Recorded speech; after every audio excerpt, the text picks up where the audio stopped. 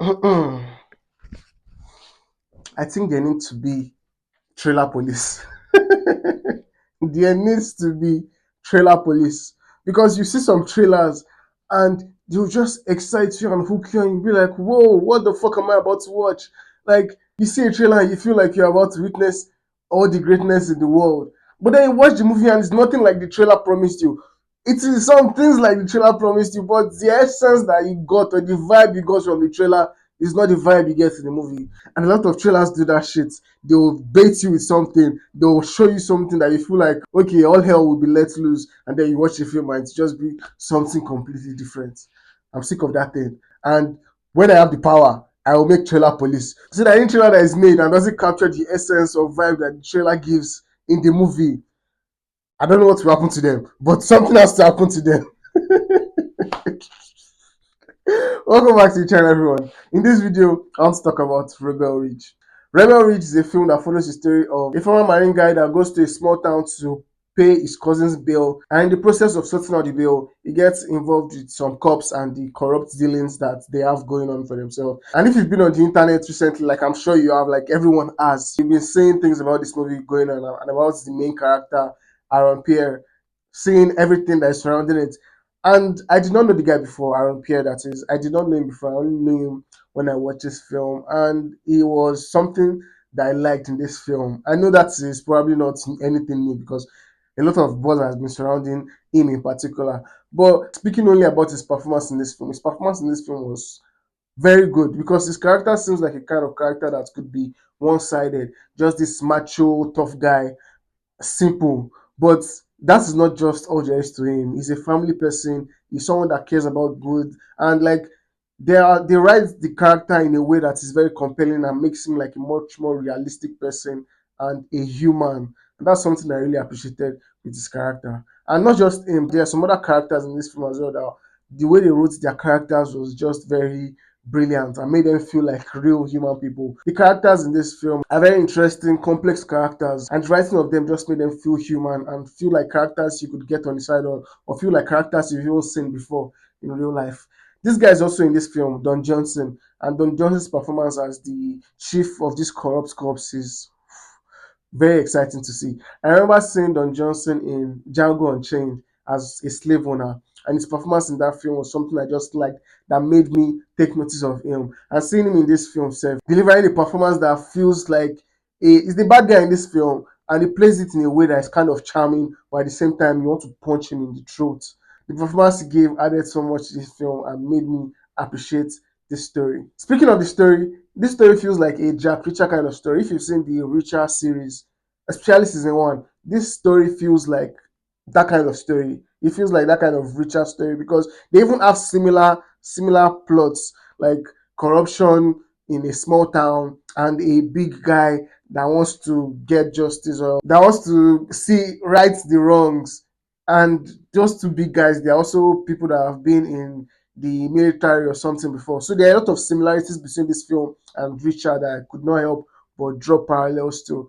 And it's not a bad thing, but it kept me comparing. I was always comparing the two films because of the similarities that they have.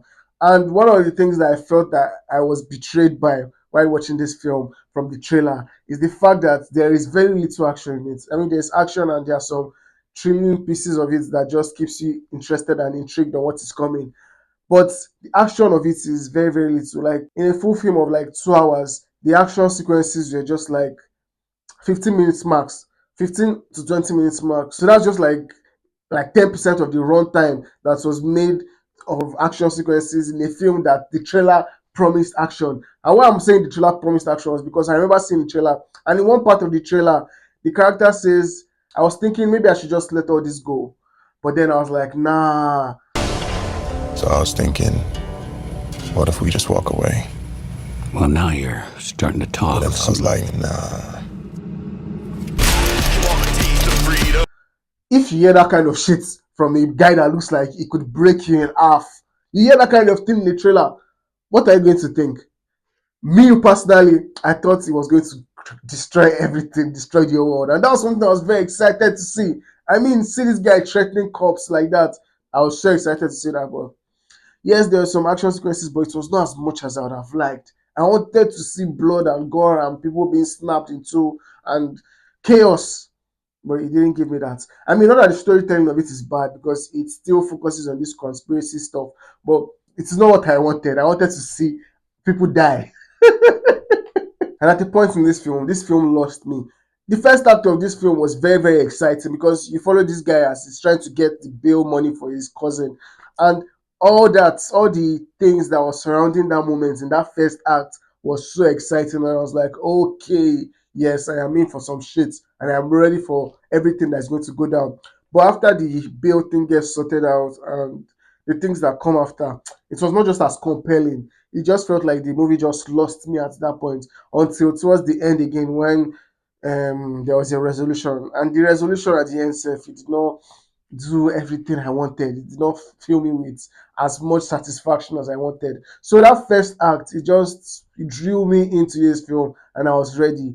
And the rest of the film just let me down and did not satisfy me as much as I'd have liked. If you are someone that wants to watch a thrilling action movie, you can watch this film and you would like it because it focuses more on the thriller aspect of the film and how these characters navigate this corruption and how they want to deal with it. That part of it could be thrilling for you and you could enjoy that. But if you are wanting action, I don't think this film is going to deliver on the action that I wanted because for me, it did not deliver.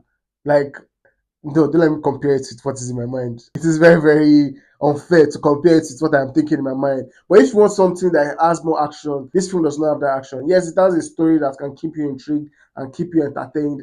But the fact that it is missing that action just has this feeling of you waiting for something to happen and the thing doesn't happen. And that was something that just did not sit well with me. Plus, the trailer made me feel a kind of way about it. Made me feel like I would get something and I did not get it and I felt like betrayed. So that's how I felt about this film. I enjoyed some parts of it, but other parts did not live up to what I was expecting. The performances were very good. The dialogue sometimes was interesting to listen to, watching these characters talk back and forth. Sometimes it was interesting to listen to. The trailer aspect of it too worked sometimes, but overall, it did not deliver what I was hoping for. And that's what I thought about Rebel Ridge. Have you seen Rebel Ridge? What do you think about it? And I know everyone thinks Aaron Pierre is the hottest man alive presently, and I can agree to that. But apart from Aaron Pierre and his performance, did you like anything about this movie? What do you think about it? Comment below and let me know. Is this your first time on my channel? Please subscribe to my channel for more contents like this. Thank you for watching. See you in the next video. Cheers.